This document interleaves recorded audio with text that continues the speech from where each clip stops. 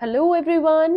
Here I am back with another section of Transfer of Property Act 1882 और जैसा कि आप देख रहे हैं कि हम important doctrine कर रहे हैं. So for today's topic we will see doctrine of part performance. Section 53A बहुत बहुत important है. क्या कहता है ये? Doctrine of part performance, जो कि आपने बाय चांस किसी को प्रॉपर्टी ट्रांसफर की है या सेल की है, तो इसके बाद मेजरली देखिए देखें तो दो फॉर्मेलिटीज होती है. वेन एवर यू सेल और आप कोई भी प्रॉपर्टी ट्रांसफर करते हैं तो दो तरीके की फॉर्मेलिटीज पूरी करनी होती है. क्या करनी होती है? एक तो स्टैंप ड्यूटी पे करनी होती है. स्टैंप ड्यूटी कौन पे करता है? बायर उस प्रॉपर्टी पर स्टैंप ड्यूटी पे करेगा. बायर मीन्स जो उसको खरीद रहा है, राइट? जैसे कि स्टैंप ड्यूटी हर प्लेस की वेरी कर सकती है, हर स्टेट की वेरी करती है. स्टैंप एक्ट में क्या लिखा गया है? That with in 3 months of the transfer आपको ये स्टैंप ड्यूटी पे करनी ही है 3 महीने के अंदर अंदर. सेकेंड फॉर्मेलिटी क्या होती है? दैट बायर उसको अपने नाम पर रजिस्टर करवाएगा. रजिस्टर करवाना, ठीक है ना, रजिस्ट्रेशन. बायर ने प्रॉपर्टी खरीदी है तो सिरदर्दी उसी की है ना, उसको अपने नाम पर करवाना. रजिस्ट्रेशन एक्ट कहता है कि रजिस्टर जो ये रजिस्टर हो ये 4 months के अंदर अंदर होनी चाहिए और स्टैंप ड्यूटी 3 months के अंदर अंदर पे करनी चाहिए. दो बातें क्लियर है. अब पार्ट परफॉर्मेंस क्या कहती है कि सपोज करो ए ने प्रॉपर्टी बी को सेल कर दी. कोई प्रॉपर्टी थी ए की, वो उसने बी को सेल कर दी and A received all the amount consideration. A को सारा पैसा भी मिल गया है. ए ने घर खाली करके पोजेशन भी बी को दे दिया. मेन चीज यहाँ पर क्या होनी चाहिए कि उनके बीच में एक एग्रीमेंट था, कंसिडरेशन हो चुकी है, मतलब बी ने अपना काम कर दिया है. जो बायर है, बायर ने अपना काम भी कर दिया है, प्लस पोजेशन भी ले ली है. पोजेशन आने के बाद क्या होता है? मतलब सेल डीड कंप्लीटली एग्जीक्यूट हो गई. अगर आप देखें तो एक सेल डीड बनी, घर भी उसको पोजेशन पे दे दिया और बी ने पैसा भी ए को दे दिया. बस अब क्या है? बायर के पार्ट पर काम रह गया. क्या क्या रह गया? एक स्टैंप ड्यूटी रह गया और एक रजिस्टर करवाना रह गया. अब बायर के पास इन टोटल अगर देखें तो टोटल 4 months है. 4 महीने के अंदर अंदर वो करवाएगा ना ये काम. सपोज कीजिए आपने उसको 1 मार्च को सेल करी है, तो मार्च से लेकर अप्रैल, मई, जून, जुलाई, 1 जुलाई तक उसके पास टाइम है ये दोनों ड्यूटीज फुलफिल करने का, राइट? अब क्या है? बाय चांस मान लो कि लाइक ऑन इनकी जो ये है, इन चीजों के लिए अभी टाइम 4 months में मान के चलती हूँ 1/7 तक, ठीक है. बायर को लगता है कि अभी बहुत टाइम है, मैं आराम से कर लूंगा. इतने में अगर आप देखो जो वो प्रॉपर्टी थी, वो प्रॉपर्टी सपोज कीजिए कोई एयरपोर्ट है और उस एयरपोर्ट के पास वो प्रॉपर्टी थी, ओके, और वो प्रॉपर्टी अब बी ने ले ली. इतने में न्यूज आ गई कि इस प्रॉपर्टी के पास से अब एयरपोर्ट निकलने वाला है, मीन्स एयरपोर्ट बनने वाला है आसपास उस प्रॉपर्टी के. तो अब क्या है? बढ़िया डेवलपमेंट होएगी, आसपास के एरियाज की जो जमीन है उसके रेट बढ़ेंगे, है ना. कुछ भी हो सकता है ना, फ्यूचर इज अनसर्टेन. तो प्रॉपर्टी की वैल्यू ये लगा लो आप कि एक ही दिन में कहां से कहां पहुंच गई. सीधा मतलब आप लगा लो कि 3 करोड़ तक पहुंच गई. तो अब क्या है? प्रॉपर्टी ए ने बी को तो ऑलरेडी बेच ही दी है, ए के हाथ से तो चली गई. ए बहुत पछता रहा है कि करूं क्या. बी को कहता है कि मेरी प्रॉपर्टी मुझे वापस दे. सिंपल सी बात है, आ गया उसके मन में. Now here B is saying that why would I pay, I have, why would I transfer you back, I have paid you all the consideration. Property की पोजेशन मैंने ले ली है, जो भी सेल डीड थी वो एग्जीक्यूट करनी थी वो सब कुछ हो चुकी है. आपके पार्ट पर तो आपने मेरे को अपनी प्रॉपर्टी दे ही दी है ना. बी तो यही कह रहा है अब ये प्रॉपर्टी मेरी है. ए क्या कहता है? ए अब now went to the court. कहा जाता है? कोर्ट में. एंड सेड कि property is still registered in my name, और वो बी के नाम पर तो अभी भी नहीं आई है, ठीक है. And note on B's name, and according to the registrar I am the owner and that's why I am cancelling this sale. This property should return back to me. ये प्रॉपर्टी मेरी है. अब आता है रोल सेक्शन 53A का.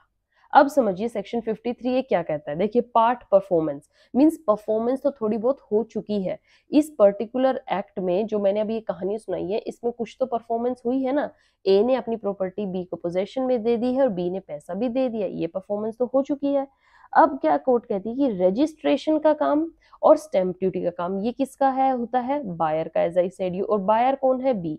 Means काम किसका रहता है, अब तो बी का ही रहता है और अभी उसके पास टाइम भी है, वो करे। टाइम निकल जाने के बाद हाँ अगर आप ये इशू उठाओ तब तो चलो मानते भी कि बी ने अभी तक ना रजिस्ट्रेशन करवाया ना स्टैंप ड्यूटी, अब वापस से एक ही बनती है। बट अभी तो बी के पास टाइम है, बी अपनी मर्जी से कभी भी कराए, और ए का तो कुछ काम रहता ही नहीं, आपकी पोजेशन थी वो आपने दे दी। Now it's just one of the formalities of the transfer of property which is on the part of the B. आपके पार्ट पर तो कुछ भी नहीं रहता, आप सब कुछ कर चुके already. And sale can not be rescinded और कैंसल, अब सेल कैंसिल नहीं होगी। Now A is just stranger to the contract of the sale, ठीक है। तो अब ओनर तो बी है, मगर बी को 4 महीनों के अंदर अंदर ये रजिस्ट्रेशन और स्टैंप ड्यूटी करवानी पड़ेगी, वरना ये डील कैंसिल हो जाएगी और वापिस से वो ए के पास चली जाएगी।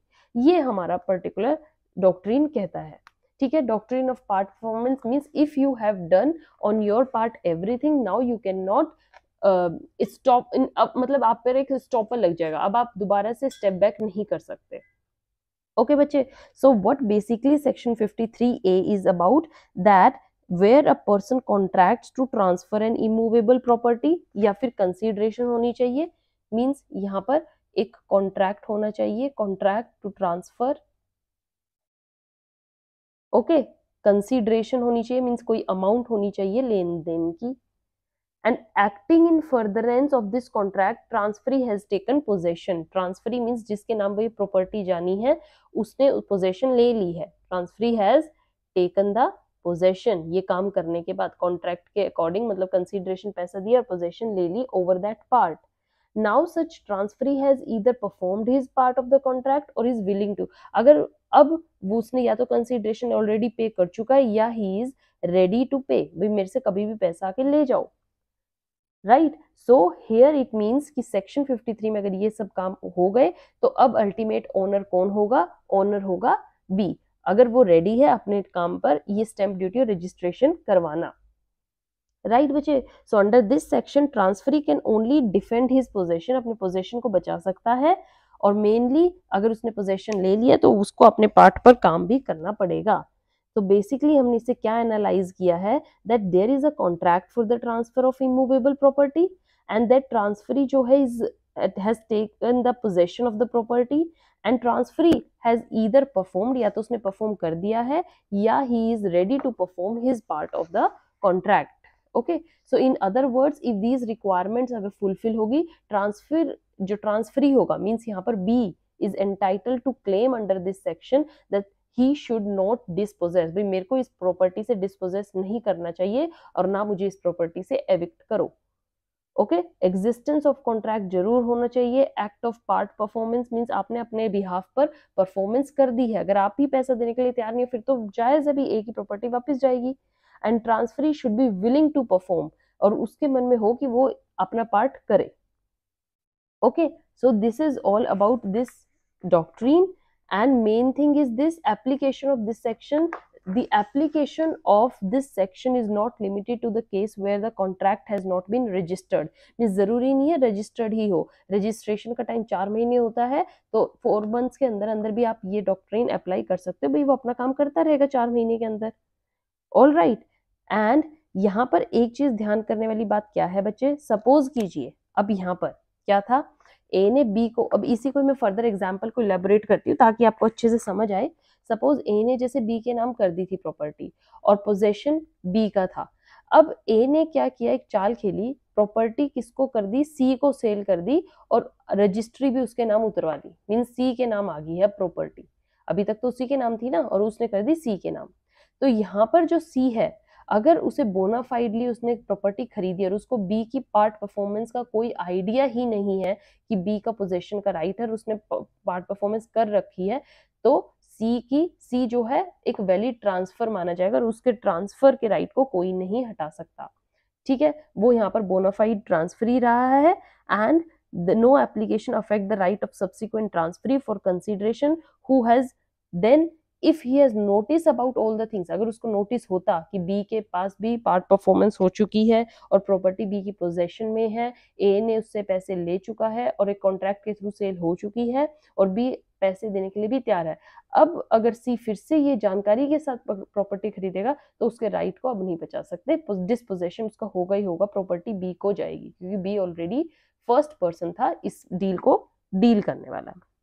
Right, so section 53A creates no real right but it's only the right of estoppel between the parties अब क्या हो जाएंगी, they will be stopped from taking the further steps, जो उन्होंने ऑलरेडी शो कर दिया है अब उनको वही करना पड़ेगा। Principle is that 53A can be raised only in defense, means this section cannot be sued by the transferee to his title के लिए आप नहीं इसको यूज कर सकते, आप इसको यूज करोगे just for the possession, possession मेरे पास है तो ये मेरी प्रॉपर्टी ही हुई। राइट बच्चे, and it's gonna be very very important topic, इसको बिल्कुल अच्छे से समझिए, एग्जाम्पल के साथ जरूर देकर आना बच्चे जितने भी मैं डॉक्टरिंग करवा रही हूँ, क्योंकि स्कोरिंग होते हैं और एग्जाम्पल से इन्विजिलेटरी एग्जामिनर को ये पता चलता है कि यस जो स्टूडेंट है या जिसने एग्जाम अटेम्प्ट किया है उसको परफेक्ट नॉलेज है क्वेश्चन को किस तरीके से लिखना है। ओके देन ये मैंने आपको बता ही दिया है, जो सब्सिक्वेंट ट्रांसफरी होगा जिसने अपने बिहाफ पर पैसे भी पे कर दिए और जिसको बी के राइट की नॉलेज नहीं है तो उसके बिहाफ पर डील कैंसिल नहीं होगी, सेल जायज है और वो उसी के पास प्रॉपर्टी जाएगी। Right, so this is the main thing, burden of proving that the subsequent transferee had notice of this, ये किस पर रहता है, ए या बी पर नोटिस लाई करेगा जिसने भी ये क्लेम डाला है कोर्ट में कि सी की जो पोजेशन गई है वो गलत गई है, बाई चांस बी डाल देता है कि सी का ट्रांसफरी हक गलत है और सी को ट्रांसफरी नहीं होना चाहिए, तो बी को ये प्रूव करना पड़ेगा कि सी को नॉलेज थी कि ऑलरेडी मैं अपने बिहाफ पर पार्ट परफॉर्मेंस कर चुका हूँ। Right, so this is all about section 53A। With this session is over and in next class we are going to start next doctrine with section 35. Till then, have a good day. Thank you.